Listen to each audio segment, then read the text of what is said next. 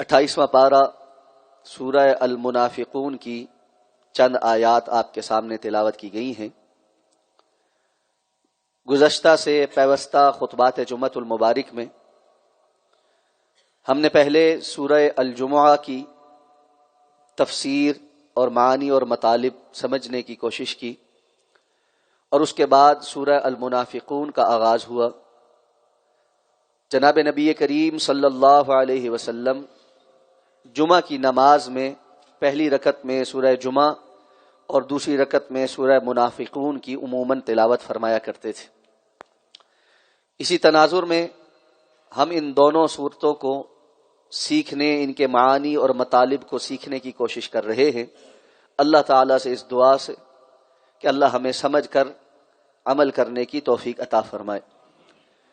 سورہ المنافقون کی ابتدائی گفتگو میں نفاق سے متعلق کتاب و سنت میں جو کچھ بیان ہوا وہ عرض کیا گیا تھا۔ اسی طرح گزشتہ سے پیوستہ جمعہ میں یہ سورہ مبارکہ کس سیاق و سباق میں، کس تناظر میں نازل ہوئی۔ غزوہ تبوک میں عبداللہ بن ابی اور اس کے ساتھیوں نے جو ہرزہ سرائی کی اور بعد میں قسمیں اٹھا اٹھا کر عادتاً انکاری ہو گئے، اس ضمن میں اللہ تعالیٰ نے حضرت زید بن ارقم رضی اللہ تعالیٰ عنہ کی تصدیق کے لیے جو آیات نازل فرمائیں، اس موضوع پر تفصیلاً ہماری گفتگو ہوئی۔ اور یہ آیہ مبارکہ اس کا ابتدائی حصہ وَإِذَا رَأَيْتَهُمْ تُعْجِبُكَ أَجْسَامُهُمْ وَإِن يَقُولُوا تَسْمَعْ لِقَوْلِهِمْ، یہ جو منافق ہیں جب آپ انہیں دیکھیں گے تو ان کے قد کاٹھ، ان کے جسم آپ کو بڑے بھلے معلوم ہوں گے، اور اگر یہ گفتگو کریں تو ایسی لفاظی اور کمال مہارت سے ہوگی کہ سننے والا کان لگا کر سننا شروع ہو جائے، مبہوت ہو جائے۔ یہاں تک پوری تفصیل سے ہماری بات مکمل ہو چکی ہے۔ تو اللہ تعالیٰ نے فرمایا کہ یہ آ کر آپ کے پاس قسمیں کھاتے ہیں، گواہیاں دیتے ہیں کہ آپ اللہ کے رسول ہیں۔ یقیناً اللہ کو پتہ ہے کہ آپ اللہ کے رسول ہیں، لیکن اللہ گواہی دیتے ہیں کہ یہ جھوٹے ہیں، اور انہوں نے اپنے قسموں کو صرف ایک ڈھال بنا رکھا ہے تاکہ ان کا بھانڈا نہ پھوٹے، اور بظاہر بڑے لہیم شہیم گفتگو کے ماہر، دوسروں پر اپنا روب داب رکھنے والے اور ظاہری ٹپ ٹاپ والے ہیں، لیکن حقیقت ان کی یہ ہے کہ اندر سے انتہائی گلے سڑے اور برے لوگ۔ تو فرمایا کأنہم خشب مسندہ، ان کی حالت ایسے ہے گویا سائیڈ پر رکھی ہوئی لکڑیاں ہوں۔ علماء کرام نے اس کی مختلف توجیحات بیان کی۔ ایک تفسیر یہ ہے کہ اگر یہ آپ کی مجلس میں آ کر بیٹھے ہیں اور ان کا ظاہری حلیہ بھی بڑا شاندار ہے، گفتگو بھی بڑی کمال ہے، لیکن آپ یہی سمجھیے کہ گویا سائیڈ پر ایک کچھ لکڑیاں پڑی ہوئی، جس طرح ان لکڑیوں کے وہاں پر موجود ہونے سے ان کی فضیلت بڑھ نہیں جاتی، ان کی علمیت بڑھ نہیں جاتی، بالکل یہی حالت ان کی ہے کہ آپ کی مجلس میں موجود ہونے کے باوجود آپ کی گفتگو اور تربیت کا ان پر کوئی اثر، گویا یہ بے جان لکڑیاں ہوں اور وہاں پر موجود تو ہوں لیکن فائدہ کوئی نہ ہو۔ دوسرا معنی علماء نے یہ بیان کیا ہے کہ یہ جو خشب مسندہ ہے، یہ سائیڈ پر بالے جو پڑے ہوتے ہیں وہ اس لیے کہ وہ بیکار ہوتے ہیں۔ پرانے زمانے میں جب تعمیرات میں لکڑی استعمال ہوتی تھی، اور اب بھی جن علاقوں میں استعمال ہوتی ہے، تو جو اچھی لکڑی ہوتی ہے، مضبوط ہوتی ہے، اس کو سب سے پہلے تعمیر کرنے والا چھت کے بالوں میں اور ضرورت کی جگہوں پر استعمال کر لیتا ہے۔ جو ردی لکڑی ہوتی ہے، جس کو اندر سے اس کو ڈر ہو کہ کھوکھلا کر دیا ہے، اس کو دیمک لگ چکی ہے، یا یہ وزن نہیں سہارے گی، یہ کام کی نہیں ہے، ان لکڑیوں کو سائیڈ پر کر دیا جاتا ہے۔ تو ان کی مثال بھی ایسی ہی ہے کہ یہ موجود تو ہیں لیکن ان کا فائدہ کوئی نہیں ہے. اگر یہ کسی کام کے ہوتے تو اللہ کے دین کی اس عمارت میں کسی جگہ پر فٹ ہو چکے ہوتے. کأنہم خشب مسندہ، ان کی حالت ایسی ہے یہ سائیڈ پہ پڑے ہوئے بالے ہیں جو بے فائدہ ہیں. وجود نظر تو آتا ہے لیکن اندر سے اس کے لیے کسی قسم کی خدمت فراہم کرنے کے لیے کسی قسم کی صلاحیت کے حامل نہیں. اور ساتھ فرمایا یحسبون کل صیحۃ علیہم، یہ ہر آواز کو اپنے اوپر سمجھتے. صیحہ کہتے ہیں کسی چیخ کو یا کھٹکے کو. جس کے اندر چور ہوتا ہے وہ ہر وقت پریشان رہتا ہے کہ کہیں میری چوری پکڑی نہ جائے. کافی لوگ بیٹھے ہوں، پولیس اندر داخل ہو تو چور کا چہرہ ویسے ہی فک پہنچ جاتا، اس کو ڈر ہوتا ہے کہ میری چوری پکڑی گئی. یہی حالت ان کی ہے. کہیں سے کوئی بات ہو یہ فوراً کان کھڑے کرتے ہیں. ان کو یہ ڈر ہوتا ہے کہ ہمارا بھانڈا پھوٹ تو نہیں گیا. ہم تو نام نہاد مسلمان بنے ہوئے ہیں، اب تک کام بڑا صحیح صحیح چل رہا ہے. جہاں فائدہ اٹھانا ہوتا ہے ہم آگے ہو جاتے ہیں، جہاں نقصان پہنچانا ہوتا ہے وہاں بھی نقصان پہنچاتے ہیں، جہاں قربانی دینی بڑے بڑے آرام سے کھسک جاتے ہیں اور بعد میں عذر پیش کر دیتے ہیں. کہیں ایسا تو نہیں کہ ہمارا کوئی بھانڈا پھوٹ گیا ہو. یحسبون کل صیحۃ علیہم ہم العدو فاحذرہم. فرمایا یہی دشمن ہیں، اصل جو دشمن ہیں وہ یہ ہیں. ان سے ڈرو، ان سے بچو، ان سے احتیاط اختیار کرو. معلوم ہوا کہ اہل ایمان کے دو طرح کے دشمن ہوتے. ایک جو ظاہری دشمن ہو، اعلانیہ طور پر مسلمانوں کی مخالفت کرتے ہو، وہ تو جانے پہچانے ہوتے. پتہ ہے یہ مخالفت کر رہا ہے اس لیے کہ یہ دشمن ہے، یہ کافر ہے، یہ غیر مسلم ہے. لیکن ہم العدو، یہ جو جملہ ہے نا، یہی دشمن ہے. یہ اس لیے کہ ان کی دشمنی چھپی ہوئی. تو مسلمانوں کو ہمیشہ سب سے زیادہ نقصان جس گروہ نے پہنچایا ہے وہ منافقوں کا گروہ.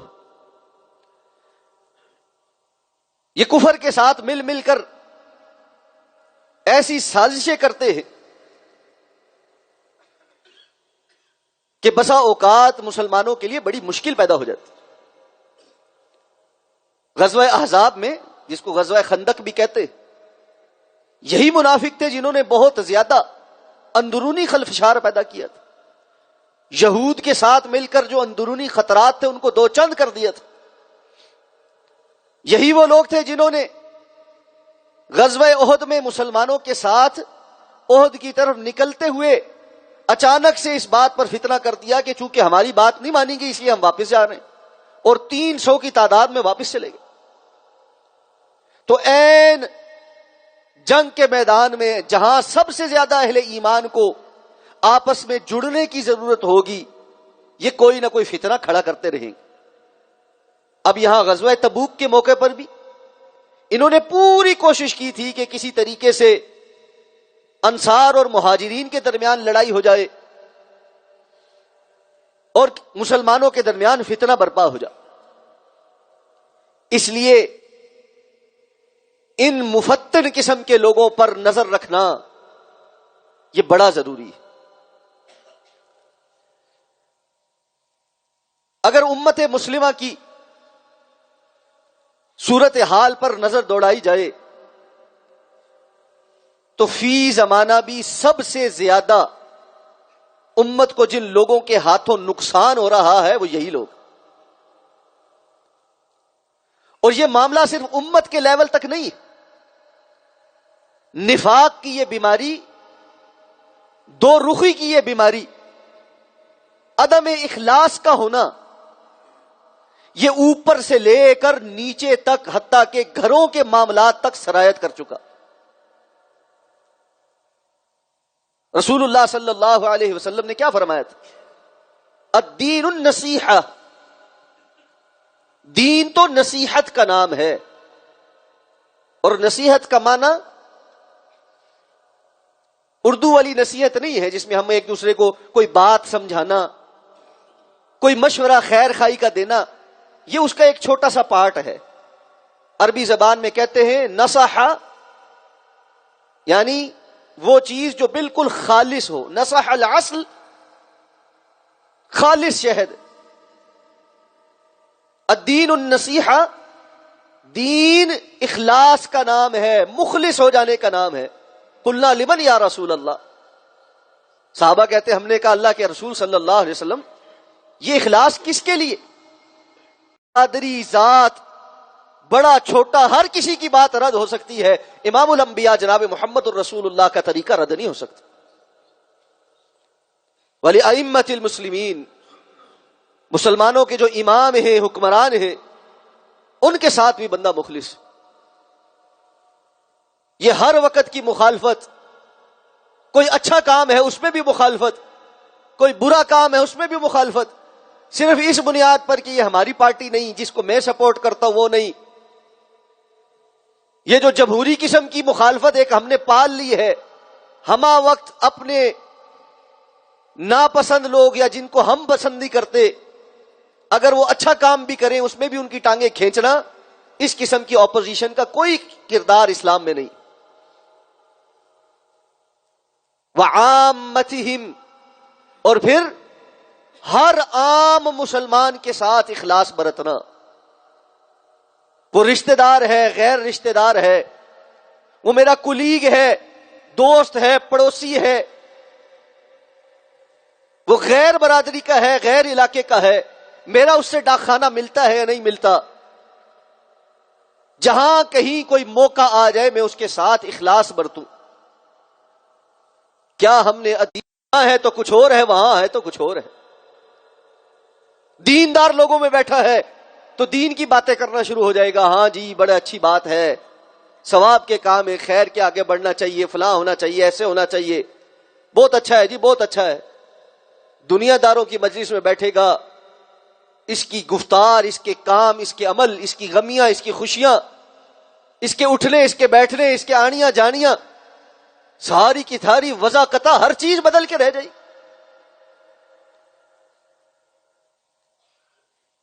اللہ رب العزت ارشاد فرماتے ہیں ہم العدو فاحذرہم، یہ اصل دین کا خاتمہ کرنا، ان کو دیکھ کر سمجھ کر اس کی نعمتیں انجوائے کرنے کے باوجود واپس کفر کی طرف پلٹتے جانا، کفر کو اچھا سمجھنا اور دین کو بے حیثیت سمجھنا،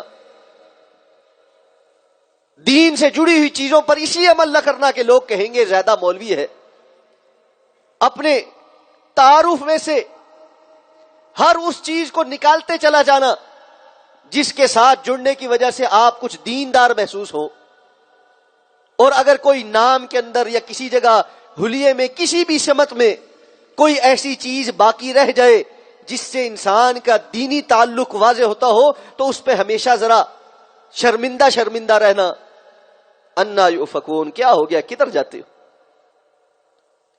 وَإِذَا قِيلَ لَهُمْ تَعَالَوْا يَسْتَغْفِرْ لَكُمْ رَسُولُ اللَّهِ، جب ان سے کہا جاتا ہے آؤ تمہارے لیے اللہ کے رسول استغفار کرے، لَوَّوْا رُؤُوسَهُمْ، تو یہ ایسے اپنے سروں کو ہلاتے ہیں اہانت کے طور پر، اس بات کو غیر ضروری سمجھتے ہوئے، جس طرح ہم کہتے ہیں نا ہاں یہ بھی کوئی بات، اور ساتھ فرمایا وَرَأَيْتَهُمْ يَسُدُّونَ، اور آپ دیکھیں گے یہ پہلے سے بھی زیادہ روکنے والے ہوں گے، وَهُمْ مُسْتَكْبِرُونَ، اس طرح سر جھٹک کر اٹھ گیا کہ اپنے لیے اس بات کو اس نے قابل اعتنا نہ سمجھا کہ میں جا کر اللہ کے رسول سے معافی مانگوں۔ آج ہمیں یہ بات بڑی عجیب معلوم ہوتی کہ میں اللہ کے رسول صلی اللہ علیہ وسلم سے معافی مانگوں، یہ اس نے کیسے کہہ دی؟ وَهُمْ مُسْتَكْبِرُونَ، اللہ فرماتے ہیں کیونکہ وہ تکبر کرنے والے، تکبر انسان کو اس مرحلے پر لے جاتا ہے جہاں اس کو دلیل بھی سمجھ نہیں آتی اور صاحب دلیل بھی سمجھ نہیں آتا۔ عبداللہ بن ابی کو دلیل بھی سمجھ نہیں آتی تھی، صاحب دلیل محمد الرسول اللہ صلی اللہ علیہ وسلم بھی سمجھ نہیں آتے، اس نے دلیل کو بھی اپنا دشمن سمجھا اور صاحب دلیل کو بھی اپنا دشمن سمجھا. کتنے ہی لوگ آج ایسے ہیں. دیندار لوگ ان کے ٹارگٹ پر کیوں ہیں؟ ان کی دلیل کا جواب تو ہے نہیں. تو انبیاء کے جو وارث علماء موجود ہیں ان کے خلاف زبانیں دراز اس لیے ہیں کہ علماء کو اپنا دشمن سمجھتے. بڑے پڑھے لکھے سمجھدار فر انگریزی بولنے والے لوگوں کو اپنی گفتگو کے اندر سحر انگیزی میں مبتلا کر کے مبہوت کر دینے والے، جب ان کی گفتگو علماء تک پہنچتی ہے علماء اس پر نقد کرتے ہیں. اللہ نے ان کو جو بصیرت اور علم دیا ہے اس کے مطابق عوام کو سمجھاتے ہیں. یہ صرف لفاظی ہے، ان باتوں پہ نہ جانا. یہ جو آج آپ کے سامنے بہت پڑھا لکھا سمجھدار بن کے باتیں کر رہا ہے، اس نے فلاں فلاں جگہ سے یہ باتیں چوری کی، اس کا کچھ بھی نہیں. تو نتیجہ یہ ہوتا ہے، آپ دیکھتے ہیں وہ دانشور صاحب اگلے کسی پوڈ کاسٹ میں، کسی ویڈیو میں، کسی کانفرنس میں گفتگو کرتے ہوئے لوگوں کو یہ باور کروانے کی کوشش کر رہے ہوتے ہیں کہ دنیا میں جتنی امت مسلمہ کی کمزوری ہے اور جو آج ہم چاند پہ نہیں پہنچ سکے، یہ سارے کا سارا بیڑا غرق مولوی نہیں کیا. جیسے مولوی ان کو ہتھکڑی لگا کے بیٹھا ہوا ہے اور تمام حکومتی وسائل بھی اس نے قبضہ کر لیے ہیں. ساری یونیورسٹیوں کے جو وظیفے ہیں وہ بھی اس نے اپنے مدرسوں کے لیے مقرر کر لیے ہیں، جس کے نتیجے میں سائنس اور ٹیکنالوجی میں، کیمسٹری اور فزکس میں اور بایولوجی کے میدان میں اور جدھر جدید جو جتنے بھی تحقیق کے مراحل ہیں ان کے اندر کوئی پاکستان کے مولوی پر ٹوٹتی ہے. اور یہ آج کا نہیں، یہ پرانے منافقوں کا طریقہ کار ہے. وہ ہمیشہ سے ایسے ہی سر جھٹک جھٹک کر کہتے رہے ہمیں اس بات کی ضرورت نہیں، ہم اللہ کے رسول کے پاس جا کر توبہ استغفار کریں. اللہ رب العزت فرماتے ہیں سواء علیہم استغفرت لہم ام لم تستغفر لہم، برابر ہے ان کے لیے کہ اب آپ کرتے رہتے تھے. جہاں دوسری جگہ اللہ رب العزت نے فرمایا ان تستغفر لہم 70 مرۃ فلن یغفر اللہ لہم، آپ ان کے لیے 70 مرتبہ بھی مغفرت کی دعا کریں گے پھر بھی اللہ ہرگز ان کو معاف نہیں کرے گا. آپ صلی اللہ علیہ وسلم فرمانے لگے اللہ نے مجھے منع تو نہیں کیا نا، میں 70 سے سر جھٹک جھٹک کر کہتے ہیں ہمیں جا کر معافی مانگنے کی ضرورت کیا ہے. اور رسول اللہ صلی اللہ علیہ وسلم کے دل کے اندر بات کیا ہے؟ مجھے 70 مرتبہ سے زیادہ مغفرت کر دیں. کھٹے دل سے ہی کہہ رہا ہو، چلو اوپر ہی کہہ رہا ہو، کہہ تو رہا ہے. کوئی سچے دل سے بھی کہہ رہا ہو، ہم تو آگے سے جواب دیتے ہیں تمہاری معافی قبول نہیں، تم نے جو کچھ کر دیا اس کے بعد کوئی معافی کا سوال، آئندہ ہمارے دروازے بند، ہمارے تعلق ختم، خون سفید. اور میں نے اپنی اولاد کو وصیت کر دی ہے میرے جنازے پہ بھی تمہیں میرے چہرہ نہ دیکھنے تھے. اولادوں کو مائیں مجبور کر رہی ہیں ہم نے تمہیں اپنا دودھ نہیں بخشنا اگر تم نے فلاں کا چہرہ دیکھا، فلاں کے گھر گئے، فلاں کے ساتھ رشتہ داری نبھائی، فلاں کو معاف کر دیا، اس نے یہ کیا، اس نے وہ کیا، فلاں کیا.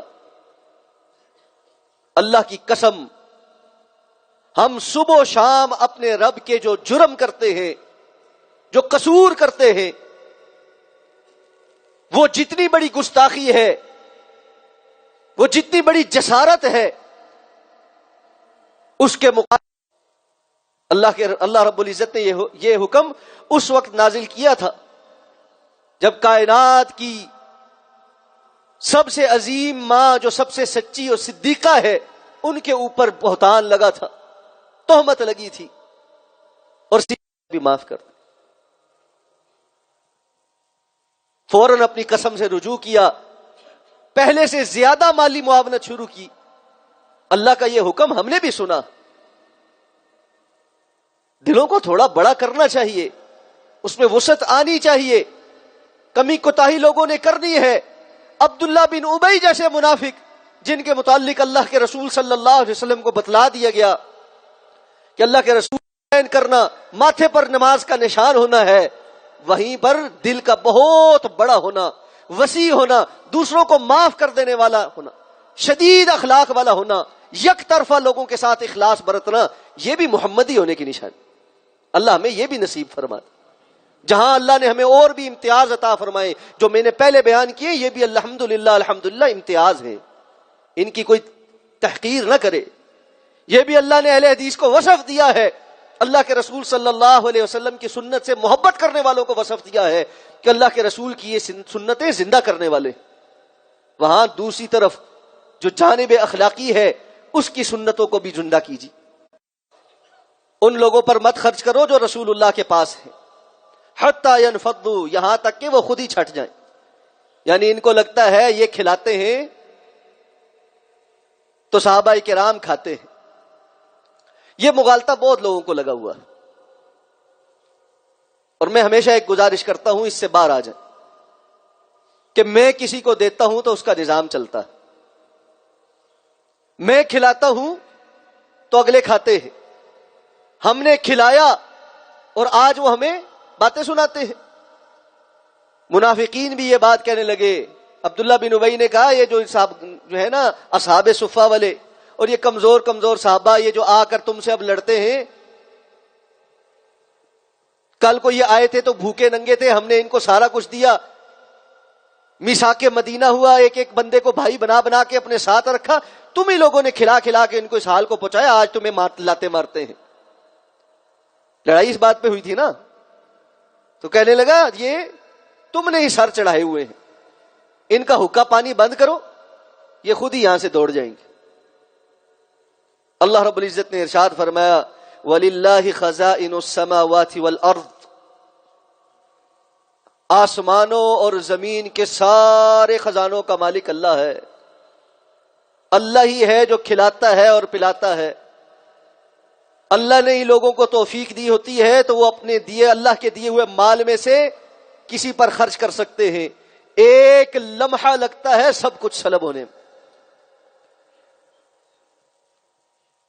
یاد رکھیے اللہ تعالیٰ نے مجھے اور آپ نمرود جیسے کہ ناک میں مچھر چڑھا دے تو وہ ٹکرے مار مار کے مر جائے، قارون جیسے کے لیے کلمہ کن کہہ دے تو وہ زمین کے اتھاہ گہرائیوں میں اپنے مال اور متاع سمیت ایک لمحے میں دفن ہو جائے۔ اللہ کو کوئی پوچھنے والا نہیں۔ کوئی جملہ کوئی بات شروع کرے انسان پریشان ہو جاتا۔